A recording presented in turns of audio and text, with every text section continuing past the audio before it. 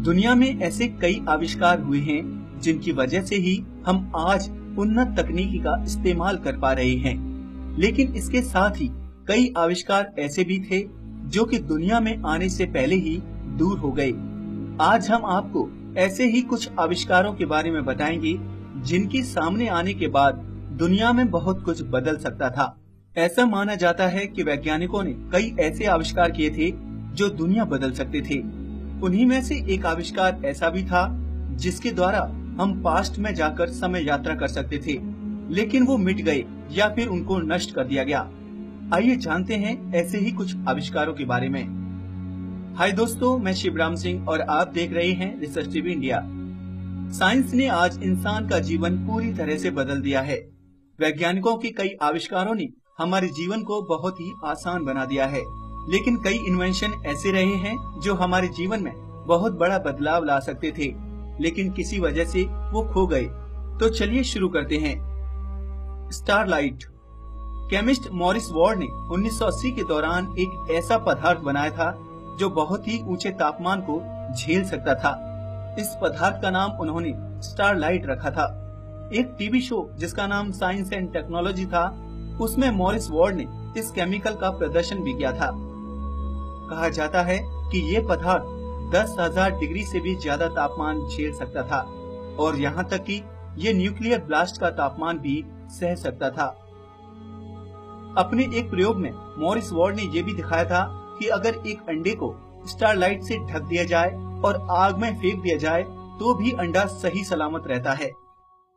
NASA ने इस पदार्थ में अपना इंटरेस्ट दिखाया, लेकिन मॉरिस वार्ड ने कभी इसके निर्माण का तरीका किसी को नहीं बताया और उनकी मौत के साथ इस पदार्थ को बनाने का तरीका भी चला गया। डेथ रे। निकोला टेस्ला अपने जमाने के मशहूर वैज्ञानिक थे। उनके आविष्कार उस समय के आविष्कारों से कहीं अधिक आगे थे। टेस्ला के कई इन्वेंशन ऐसे हैं जो आज भी मानव जाति के काम आ रहे हैं, लेकिन कई आविष्कार ऐसे भी हैं जो उनके साथ ही लुप्त हो गए या दबा दिए गए। कहा जाता है कि टेस्ला ने 1930 में एक पार्टिकल बीम वेपन का आविष्कार किया था, जिसको डेथ रे के नाम से जाना जाता है। यह हथियार 10,000 एयरक्राफ्ट को 250 मील की दूरी पर एक साथ मार गिरा सकता था। ऐसा समझ लीजिए कि ये हथियार जिसके पास भी होता वो काफी शक्तिशाली होता। कहा जाता है कि डेथ रे निकोला टेस्ला की एक थ्योरी थी जिसे कभी नहीं बनाया गया, क्योंकि जितना पैसा इसको बनाने में चाहिए था वो उन्हें कभी नहीं मिल पाया। उस समय लोगों का ऐसा मानना था कि ऐसा आविष्कार हो ही नहीं सकता, इसलिए किसी भी कंपनी ने उनके इस प्रोजेक्ट में पैसे नहीं लगाए और उनकी मौत के साथ ही ये आविष्कार भी उनके साथ ही लुप्त हो गया। स्लूट डिजिटल कोडिंग सिस्टम।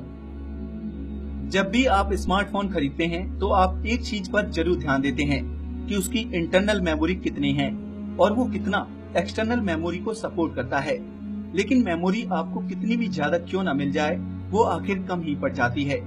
सोचिए क्या हो अगर आप पर सिर्फ 2 GB इंटरनल मेमोरी वाला ही फोन हो और उसकी एक्सटर्नल मेमोरी भी 2 GB तक ही हो, लेकिन उसके बावजूद आप अगर उसमें 128 GB वाले फोन से भी ज्यादा मेमोरी सेव कर पाएं, तो कैसा हो।